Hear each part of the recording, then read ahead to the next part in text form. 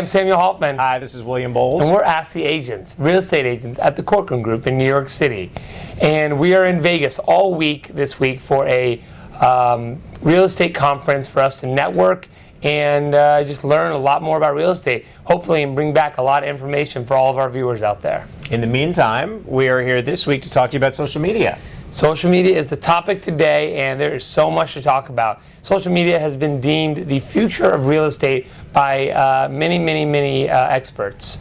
So, William, why don't you start out and tell me your take on social media? So there's lots of ways to talk about social media. I want to kick it off by starting out with how do we help our clients working with us, promoting our listings, for example, with social media. So we do Facebook Live almost every week. You're watching this on a tape because we had to release it on YouTube because we literally in transit right now. But normally we do a Facebook Live, and a Facebook Live is a great way of breaking through the Facebook algorithm, actually not having to spend any money, and getting out to a lot of eyeballs. So that's one thing right now that works. Facebook is specifically promoting that because they are competing against YouTube and other forms of video online, and they want their videos out to as many eyeballs as possible. So right now that's their new toy. Right now they're promoting it the most. So when we go live every Tuesday, that's a way of us getting as many eyeballs as possible, and then building on that, and we talk about that because whenever we do our show every week, we say like us, love us, share us, because the more interaction that goes into those Facebook Lives, or any Facebook for that matter, any Facebook post, that breaks through to more eyeballs, right? So I think Facebook Live is a way that we're using right away that can promotes us getting out to be able to do this every Tuesday morning, but also if we have a listing that we're promoting, you do lives for our listings,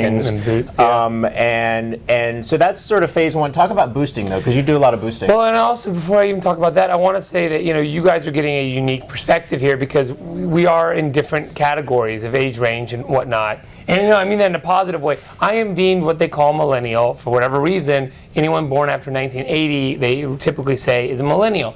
And obviously, social media has become a bigger and bigger factor, in the past 15 years alone, or 10 years alone.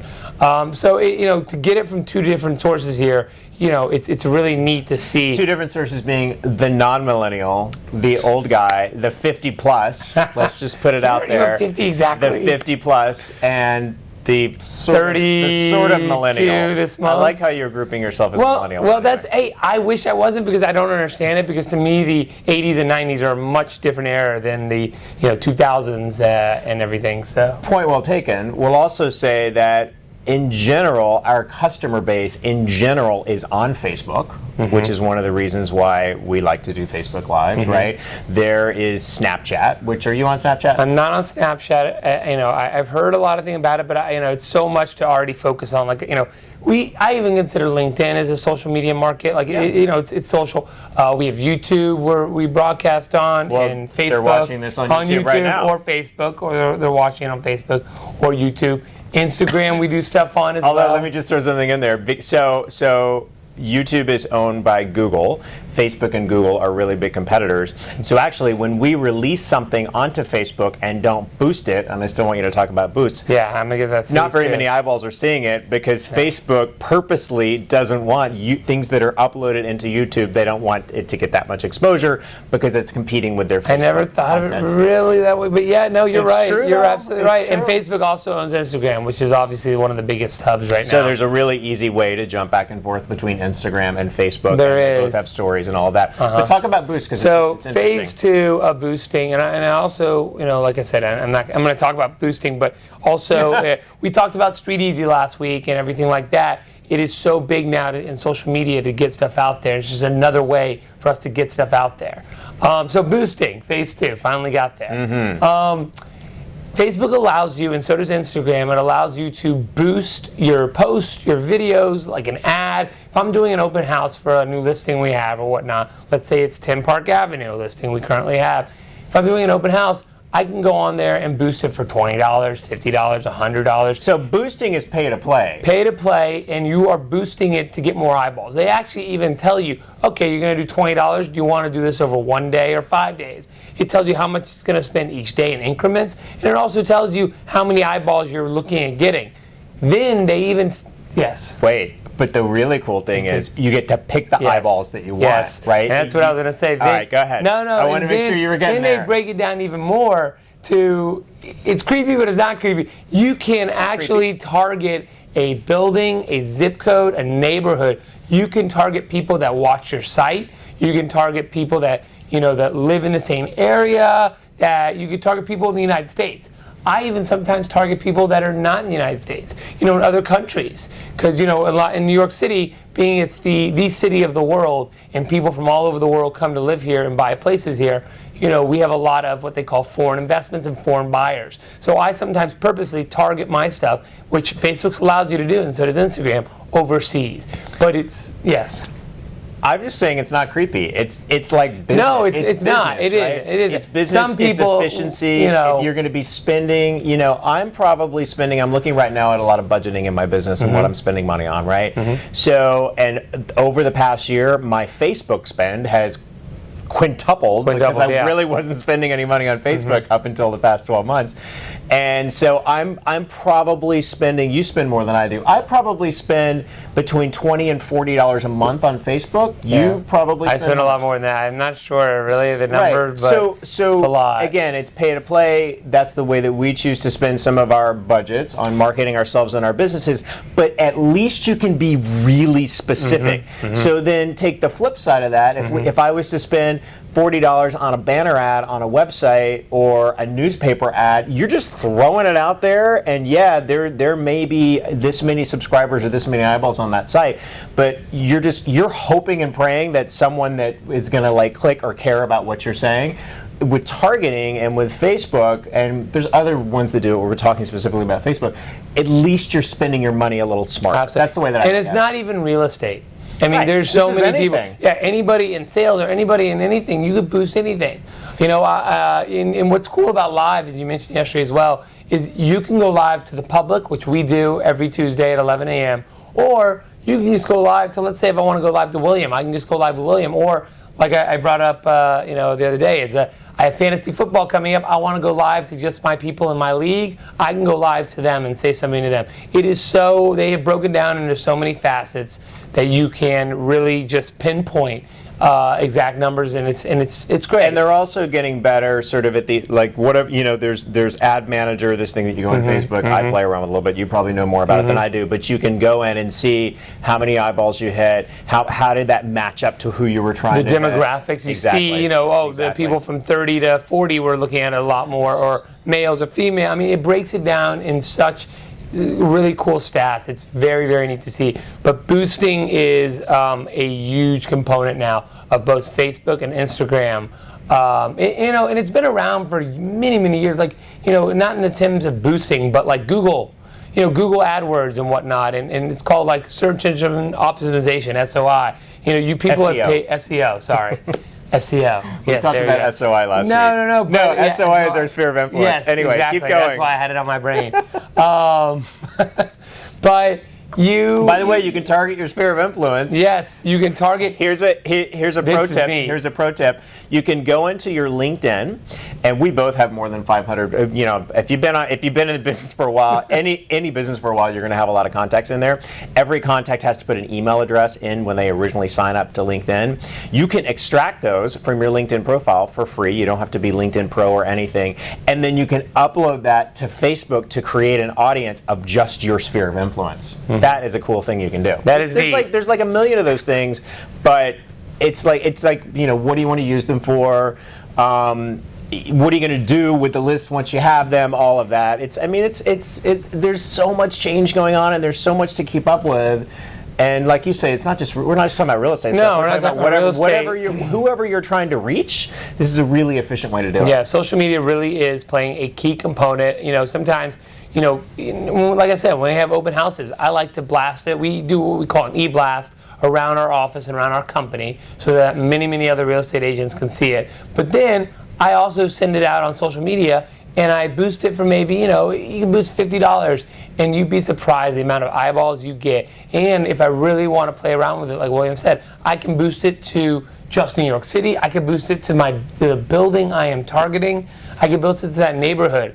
And obviously, it gives you an option on there to be Facebook. I think it's like 18 to 70 or whatever, the age range. You do the slider and you move it. Yeah, exactly. I mean, I'm pretending, the people above the age of 27 at least are the ones interested in purchasing an apartment. They can afford an apartment. Exactly, yeah. So we talked a lot about Facebook. We talked a little bit about Instagram. Instagram, they're saying, is even more the social medium now. They say, I think it's below the age of 60, Instagram is the method. The cool thing is it's all visuals, right? So there's Facebook, not a lot of there's a words. lot of text and whatever. Although I talk about it listening to podcasts all the time, right? About different things in social media. What's that podcast you like? Particular? Real Estate Uncensored is a good one if you're a real estate agent. I like that one a lot, actually. Okay. It's two guys, Greg McDaniel and Matt Jones. Matt something. Anyway, Real Estate Uncensored is a good one. But listen to a lot of podcasts. Lost my train of thought. Oh, you made me lose my train of thought. There was such a good nugget in there too. You listen to podcasts. Such a good nugget in there. Oh no! I know what it was. We were talking about Instagram being images. A lot of the data is showing now that there's so many people on Facebook. I heard a stat yesterday. 25% of the world's on Facebook, and you figure in the next couple of years it's probably going to be 50% of the world on Facebook, right? But that's like a lot. Anything that has text in it is just getting scrolled. It's images that are catching people's eyes on Facebook, and that's why Instagram is on fire right now. I mean, that's the code of that's the word of 1,000 years ago. A picture can a picture means 1,000 things or 1,000 words, whatever it is. What's the expression? That was from 1,000 years ago? A picture, no, I'm just saying, it's always the tail thing. Yes. A picture. Picture's worth 1,000 words. There you go. We're all fighting for, everyone's vying for our attention. We have another tidbit that I'll throw out there that I hear on these podcasts. Our attention span is shorter than a goldfish. A goldfish, I think, is 7 seconds. Human being average attention span is 6 seconds. So imagery is what's grabbing people. Video, actually, it has imagery in it, and it's moving, and so therefore that grabs people too. But I have been told by Facebook experts that in the first 3 seconds, if you don't grab your audience, they're more likely going to be skipping over. They're going to go over and whatnot. I forgot that you visited the I visited Facebook, Facebook ago. In New York, and Facebook Live, there's lots of tidbits they give you, when to go live, how to go live. And by the way, this will all be obsolete in 6 months. Yeah, there'll be something new. There will totally be something else. Apple Live or something. But no, the first 3 seconds are crucial. Think about it though. If you're watching something and if it doesn't catch your eye in the first, when you have a million things you could scroll through and look, or a million other things you could do, if something doesn't catch your eye in 3 seconds, or the caption's not amazing, or if 50 million people haven't watched it, you're more likely going to pass it. And a format that we have where we're coming most of the time live weekly, consistency is super important as well. We had talked, we started doing this, we sort of kind of arbitrarily picked Tuesdays at 11 a.m. It was kind of arbitrary. It had a lot to do with we're both definitely in the office on Tuesdays. I have a networking meeting on Tuesday morning, so it sort of went nicely into that. But at one point, Sam was like, "Well, maybe we should switch it around," and I was like, "No, we should keep it the same. It has to be consistent." People that are following us, and it's great, and we do have some. We're building a kind of a fun audience, and every time we go live, we have people that are watching us and interacting, and we love that part. But they're expecting us, whether or not they're available, they're expecting us to be Tuesdays at 11. If you start moving things around, or you start taking a week off or something, the whole thing. And we understand at 11 a.m. in Eastern time, a lot of people could be working, so they can't really watch it. But that's what makes it great is even if we go live, you're able to watch anytime you want. You can watch that night in bed. You can watch that night in the shower. I will say, though, we both are not in the shower. We both are really surprised at how many people throughout the week we interact with.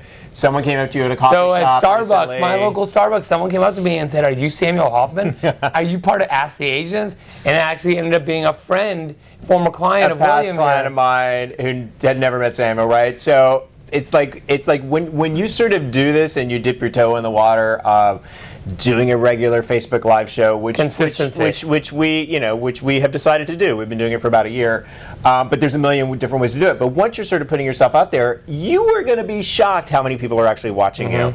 The head of sales for Corcoran, which is the company that we work for, I saw him at an event a week or so ago, and he's like, "See you guys every week." And it's not like a lot of these people. Bill Cunningham said that. It's not like people are sitting there listening to every single word of our 20-minute things. Like I'm not. But they see that we're not that delusional. But we pop into their heads. But we pop into their heads, and that is that, my friend, is the key. And our ultimate goal, and we're not salesmen here, but we are. But our ultimate goal is to just be informative. To I'm a salesman. Yeah, we're salesmen. But we want to be informative. We want to answer your questions. We also like to keep it light here. It's nothing like too dramatic. Last week was a great topic. I had a lot of good feedback about the Street Easy conversation that we had brought up. Because that's a major thing going on in New York City. If you didn't catch that one, whether or not you're a real estate agent, if you're a consumer of future consumer in New York City real estate, or a real estate agent in New York City, go back and watch last week's. We kicked off what I think was a really good conversation about Street Easy, owned by Zillow. And you said it's not a soapbox, but at the same time, we would love, if you're a real estate agent or if you're a consumer, love your feedback on that and what your take is, honestly. Because we can, that's a carryover topic in general. And like I said, we just try to keep it light and we try to inform you and answer any questions possible. But today we wanted to really focus on social media because we are in Vegas this week and there will actually be seminars and lessons on Google, on Facebook. So those of you that have stuck with us to the end of this, and hopefully there's more than one, we are planning on going live this week while we're in Vegas. You can't go live in a casino, so I can't imagine that's going to happen. Not that they know of. But we will definitely try to go live and have some fun with being in Las Vegas for a week. We're going to even try and go live from our conference with 5,000. Oh yeah, we can do that. That we can definitely do. 5,000. As long as we can get internet connectivity and Wi-Fi, we can definitely do that. There'll be 5,000 brokers from all over the world there for us to network and to pick their brains. So look out for us all week. Especially look out for us next Tuesday. Because we'll have so much great information to bring back to you all. So next Tuesday we're going to be live again. And if you're watching this, A, like it, B, love it, C, share it, right? Because that gives us more traction. D, write comments, write questions. Yes. Anything you want to hear talked about, or if you just want us to wear a certain color tie. We want to hear it. We want to hear from you. We love to talk to you, and we'll see y'all very soon. Don't make me wear a Samuel Hoffman. I'm William Bowles. We'll see you next week. All I wanna get is a little bit closer.